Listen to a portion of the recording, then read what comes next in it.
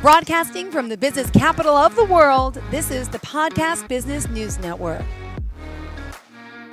We are now joined by our friend Michelle Dickey. Excited to have her here as a consultant, as a coach, trauma specialist. She's an author as well. We're going to talk about her book, and she's the founder at Consulting for Heightened Awareness.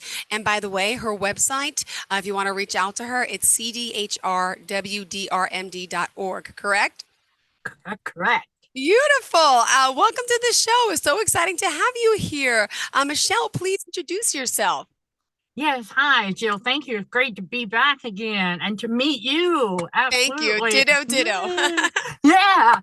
Yes. For those who are unfamiliar with Consulting for Heightened Awareness, it is a non-denominational spiritual ministry that specializes in narcissistic abuse and trauma recovery with God's wisdom. That's the gist of it right there.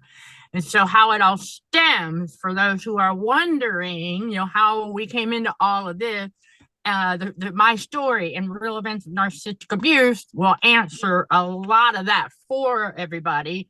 And then real quick, that book is now in the November and December of 2022 Poets and Writers magazine. Is right there. Congratulations. This is Thank amazing. You have a lot to be proud of and what you're doing, helping so many people. And if you don't mind, just to get started, I'd like to know about you. It's good for us and our listeners to get to know you. Tell us a little bit about yourself, please. Wow. Okay. Yes. Hard to talk about yourself, I know, but yes. I wear many hats. And as I myself went through the healing process and things like that, from what I've referred to previously in other episodes as the straw that broke the camel's back with an abuser who happened to turn out to be a psychopath. That story is in the Real Events of Narcissistic Abuse book as well. And so it's just like a huge, mind-blowing moment that a person be like that. And then we start researching, and I happened to be in my master's program at the time. So yes, I've got a bachelor's in criminal justice, a master's in forensic toxicology, and I'm currently wrapping up our proposal stage in the doctoral program for the forensic psychology PhD. So we're working on that. Also at the same time, creating new things and helping other survivors overcome all of this. I work the YouTube channel, which is called Narcissism and Cognitive Dissonance, because those are the two fundamental components that we realize are, okay, what is narcissism? What is the abuse? What is that? So I started out on Quora, which is kind of like for the nerdy kids with the book in the back of the room. And so many survivors end up on that site. So that's where it all began. That's the foundation from where all of this other stuff is branched out. Because now we're on Facebook, we're on Instagram and elsewhere, things like that too. We're on TikTok, and everybody can always find the social that we're on the My Social page of the website. That's just the easiest way to do it. But Quora, there's a Q&A site. And so I've got two spaces over there, the devil in narcissism, and then also battling cognitive dissonance, because that really is, all that abuse actually, had all the action not matching words and the things that these abusers pull really had us under this heavy brain fog. Like, what is going on? How can a person do this and just be so inconsistent and then contradict themselves? And before we understood what was going on, we always would say, oh, well, they're just having a bad day. No, we learn later on. That's who they really are. And so we have we have to go through the acceptance phases. There's many of those through the healing process of saying, you know what, that abuser is the abuser. If they wanted to change, they apologize, but it's not genuine, but continue to engage in the abuse. So it's like, okay, wait a minute, they don't want to change. No, we have to learn. We have to learn to accept that. That, you know what, it is what it is. If we can go full no contact. Unless some other circumstances with a limited contact. I have a video where I break that down on YouTube very specifically between what limited versus full no contact is. Okay. And that's what it's titled. It's titled, Yeah. I believe, limited contact versus full no contact. Well, it's all about that. And I break down the details step by step, what the difference is between those two, and also, the importance of it for our own healing, protection of our mental health, to get our clarity back. But that's the thing the abuser did not want to Yeah. happen, was they knew that they knew if we had enough time away from them, that eventually that would clear and that we would recognize more of the red flag. Yep. And they don't want us to do that. Well, again, it's like I say often, that's too bad, because God is always in control. It's going to happen. We're going to clear the cobwebs. God's going to do that. We're big on that, because we got to let ourselves take the time and the space to heal, because it depends. I mean, there's a lot of factors that go into healing from trauma. And so we operate under the salutogenic approach. And I get my training through the Arizona Trauma Institute. And so what we do is the salutogenic approach is overall health and well-being. Okay, not just putting a band-aid on it or whatever. No, we take in all factors, because there's no one size fits all solution to every single survivor's circumstance. Their circumstance is going to be unique to them. And so what they're experiencing, I mean, we all experience similar things, but what happened during the narcissistic abuse for all of us is going to be very different, depending on whether we were romantically involved, or whether or not we were just, roommates, or if it was coworkers. It's going to be different. There's all kinds of factors that play in. So we take that whole thing into consideration, working individually with each survivor in the session. And as a reminder for those who haven't caught this yet, our session, the individual sessions are virtual, or by phone, which means we can do them anywhere. Okay, because I will send Google Meet link, what have you, or FaceTime if they've got the iPhone, whatever their preference is, and we can do it car to car. We do some sessions and we call those car chronicles. And so that, because some survivors not able to get out of that situation right away. And so they're more comfortable, so they can do it in a distraction-free environment in their own car or wherever they can get away from. And go ahead and get the help and the support and the guidance that they need. And if they want me to also be in the car with them, which a lot of times I happen to be, sometimes the booking just come in and I'm like, well, hey, let's stop right where we're at and go ahead and do that. So it's very conversational. We're very laid back. We don't poke and prod. Obviously, that's counterproductive. That's not how. No. That's counterproductive to healing. Because after all, the abuser is the one that did that to the survivor. Is poked and prod to get all those negative emotional reactions and stuff, and that push pull and that constant is just like crazy making that they pull. And so it's like, why would we do that? We know what that feels like. It doesn't make sense. And so that's what a lot of all of that is about. And then we also have group sessions for those who are ready. It takes a little while for survivors to be ready to be in a group session with other survivors, but we do have those available for when they are. And sometimes there might only be one, so it ends up being an individual. It just depends. So we just go from there and just further support and all of that. And then we've also got CHA Academy, where I have a course on how the trauma bond is formed to the abuser. Because it's very much, we talk a lot about it, how it's like a drug addiction to a psychoactive substance. But you don't really hear a lot of people, well, what does that mean, right? So that's where my toxicology knowledge comes in. So I was able to put together a course. Yes, it's already up. It's ready. Once the person goes over there and enroll, they got immediate access to some, of course, pre-recorded short video lessons that come with notes, references. It's all set up, ready to roll. There is a community attached to that course for them to go into and share what they've learned, ask their question, where we interact with one another, learn from one another, and things like that. to get there. If they have additional questions from the lesson or a chapter, whatever, if they've got additional questions they would like answered, for example, I don't really go into detail about coenzymes and things like that, but if they want to know, I can fill them in on that. But I touch on the basic scientific facts. Got it. Okay. Yeah, just keep it as simple.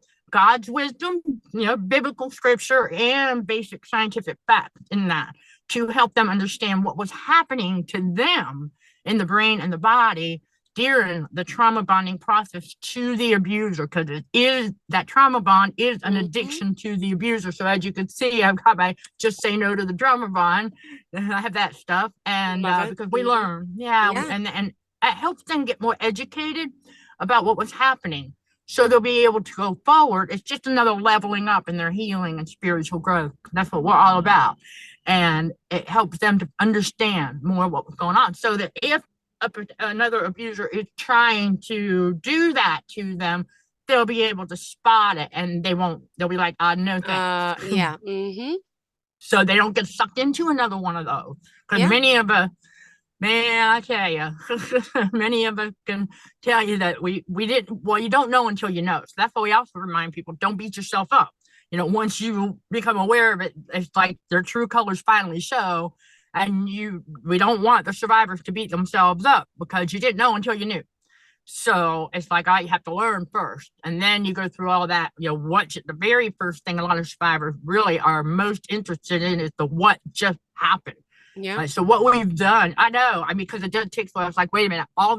Let's say you were with them for 10 years, for example, okay, and then in the last couple of years, that true colors, you're like, where's that person from the first 8 years? What just happened? So what we've done is we've gone to the roots a little bit, because new survivors are waking up every single day.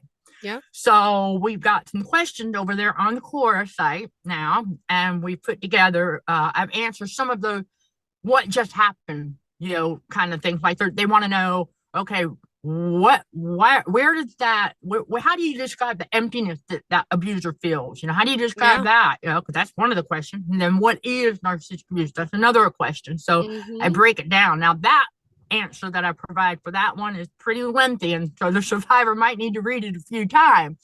But what we've done is we've answered it, because not all survivors are ready for scripture right in the beginning. And so another survivor reminded me of this, because our first couple of sessions we didn't go into that. What we do in the very beginning is we work through the venting. And help the survivor get an understanding of what is happening, what just happened, and that kind of thing. Then later on, as they we level up a little bit in their healing, and then they start. Now, unless in the very first session the survivor comes to me already somewhat, let's just say clearer headed, and they're ready for scripture, they'll let me know. Either way, it's all about them, as to where they want to start. I don't tell them what to do. I give them, suggestions and things like that. But if they would like a scripture to meditate on, and they want one that's related to something they're feeling or experiencing, and I can provide that for them if they want it. But typically in the first couple or few ones, whatever, it's just about them getting it off, unloading, So I'm there to guide them, answer their questions, and things like that. So in the very beginning, so that's what this core thing we got going goes with the CHA Bible study treasure hunt we now have. Ooh. So what that's going to do is, for when the survivor's ready, and then for those who already are, when they read the answer to the question on Quora, and of course I'll have the relevant link to a spot on the website, and then right underneath it you'll see like .1. And then .1.5. Those dots is the treasure map for the treasure hunt. So when they're ready, then they'll go to the website, they'll scroll down in the navigation menu, and they'll see the link, CHA Bible Study Treasure Hunt. When they click on it, it takes them to a page where they'll see .1 in bold, and they'll see the core question rephrased as a sentence with some brief explanation, and then the question, what does God say about that? And so you find the treasure here, and there's a link Oh, Yeah. So this they is click on that great. link. Yay, thank you. And they go, it takes them to another site where the scripture is. And the first one that'll pop up is the KJV version. But for a lot of people, they start with the NLT, and that's fine. And so they swipe to the left, and there's the NLT, same verse, but both versions. And so there's the Bible study. That's how they go find their treasure. And so Okay. just something a little fun, lighthearted, laid back, and not too overly complicated. Because after all, we are all about simplifying the complex. Because that abusive situation, there's so much because the abuser complicated a lot of things that once we get in the healing process, we have to undo. We have to go, okay, and unfortunately pick up the mess. They Mm-hmm. do leave a path of destruction. So we oftentimes have to run around and figure this out, fix that, repair this, whatever it might be. For example, the story with the straw that broke the camel's back. I found spyware on my phone. I found this was tampered. All of my devices, my electronics and things that I had were all tampered with. So I had to go, oh my goodness. And then I got with some tech experts. And we got through it though, finally, with them, figured out how he was still tracking me. He wasn't Yeah. tracking me through anything that I replaced. I Wow. got all new devices. That's the kind of thing I'm talking about that we have to clean up, Yep. once we are away from there. And so we finally figured it out. And it was through the cellular company, and then, of course, the device company, tech expert, and then the cable company. We all working together, trying to figure out how in the world, because it was, he was still tracking me, but I was still getting stuff. I was like, how is he still doing it? And we figured Yeah. out he was doing it through my cellular account. Ah. Yes, he would, because while I was still in that environment, he had access to some things he shouldn't have had. He broke into my safe and Ah. got the password and stuff. Right. So we had to figure all this out. And so finally got that put, and then I was able to take a protective order out. I had to get that Wow. out of the way, then go get the restraining order. And so that's how that went. So that's the kind of thing we all end up, not all of us go through that exact same thing, but very similar to it. As far as cleaning up the mess that these abusers leave behind, that we got to,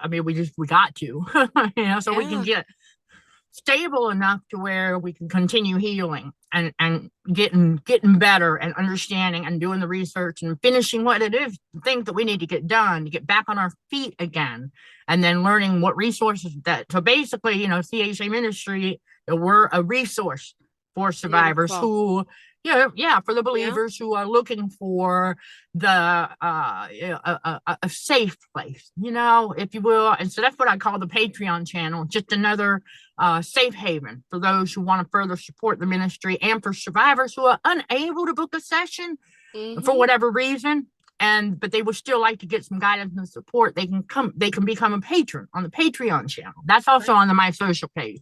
Right. So that way they can still, because you can only get in there by becoming a patron. Mm-hmm. So that's why it's another safe haven for them if they really would like to get some help from other survivors, myself, things like that. That's another avenue that they have. So we wanted to make sure that we had things in place out there for survivors to get the guidance and support that they're looking for, regardless, even when they can't book a session, but they still need to get that.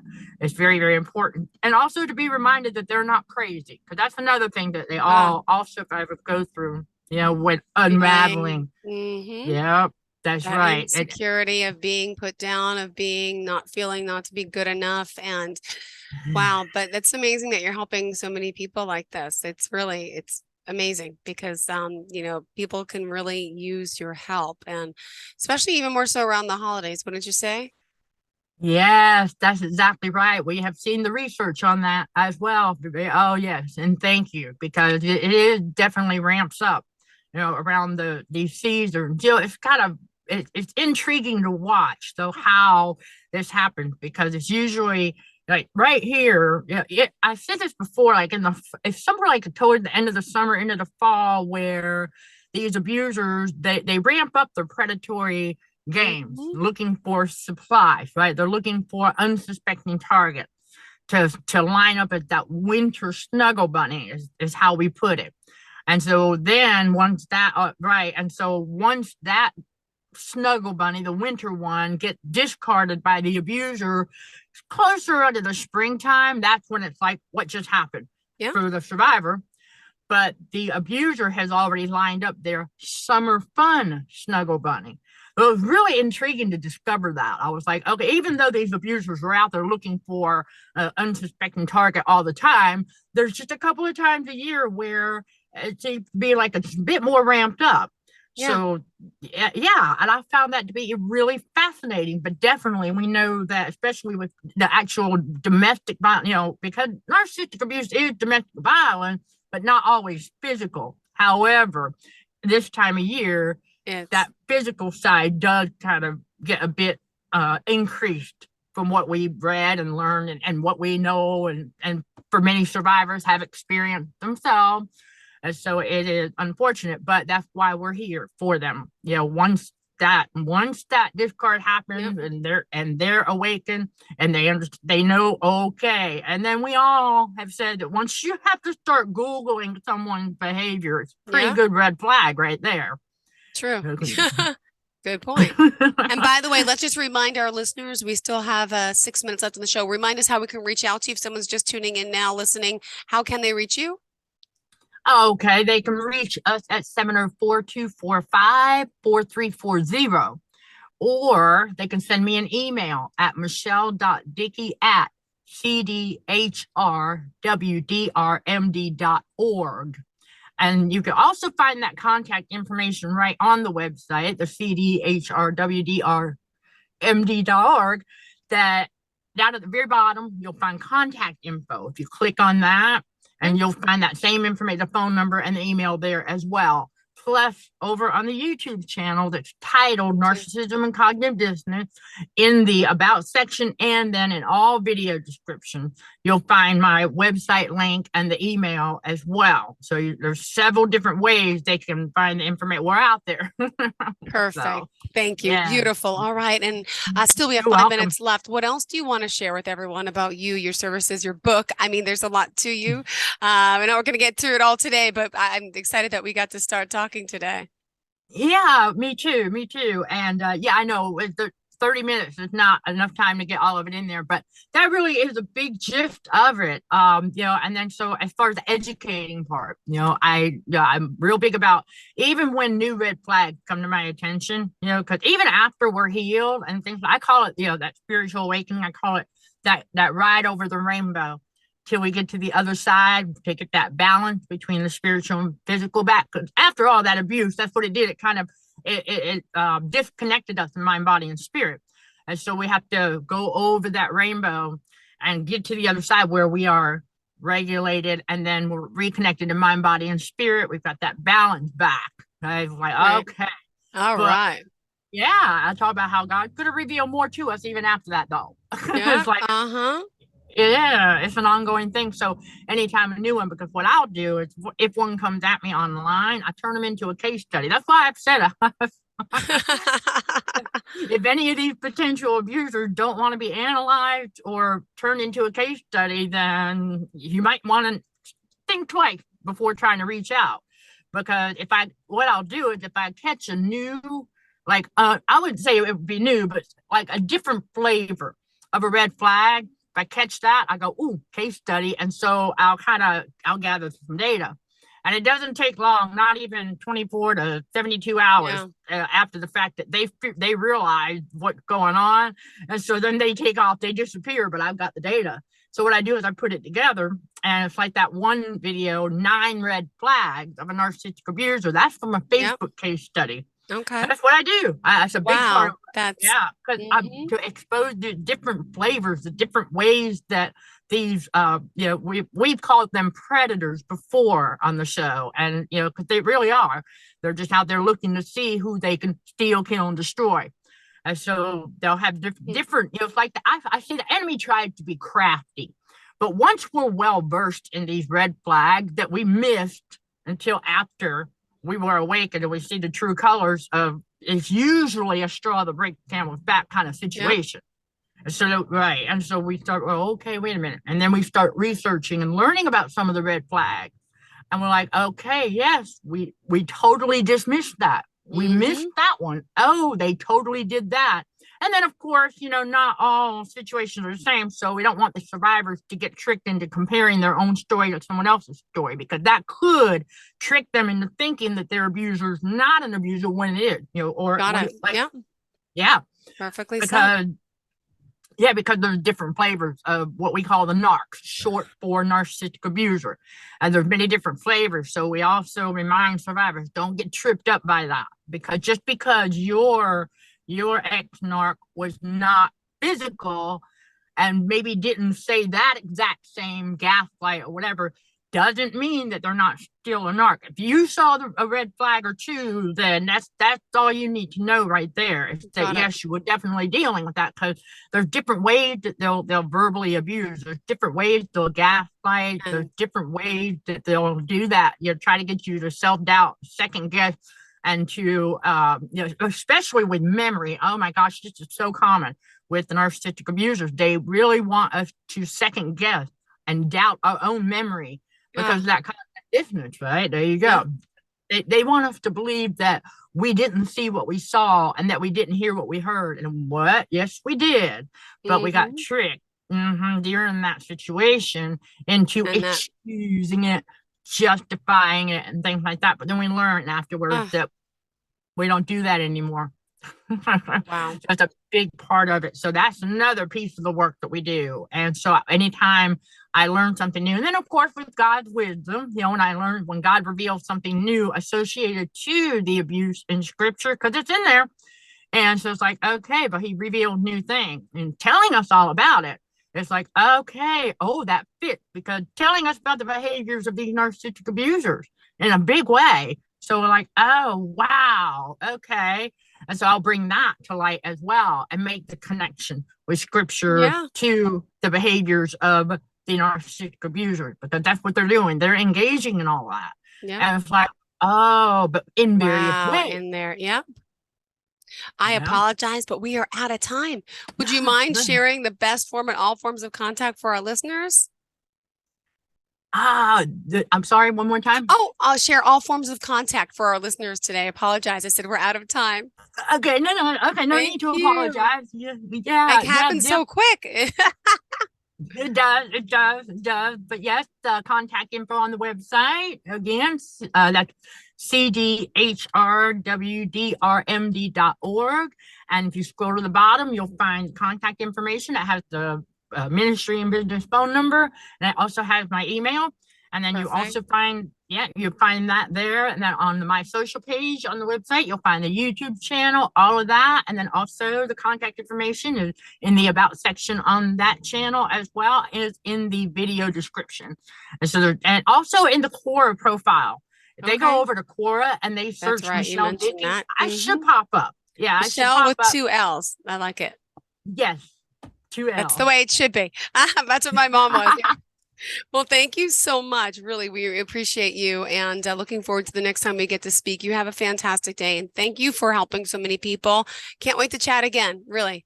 Yes, you're welcome. Thank you. It's a pleasure. Likewise. Thank you so much. And to all of our listeners, thank you too. We appreciate you. Stay tuned. More of the show's coming right up. Are you looking for even more of the podcasts and hosts that you love? The Podcast Business News Network is proud to announce that you now have even more ways to listen live. Check out the MyTuner Radio, online radio box, and Simple Radio apps on iOS and Android, or find us online. Search for Business News Network on mytuner-radio.com, or search Podcast Business News Network on streama.com and onlineradiobox.com/US. Take your podcast on the go and don't miss a minute of the action.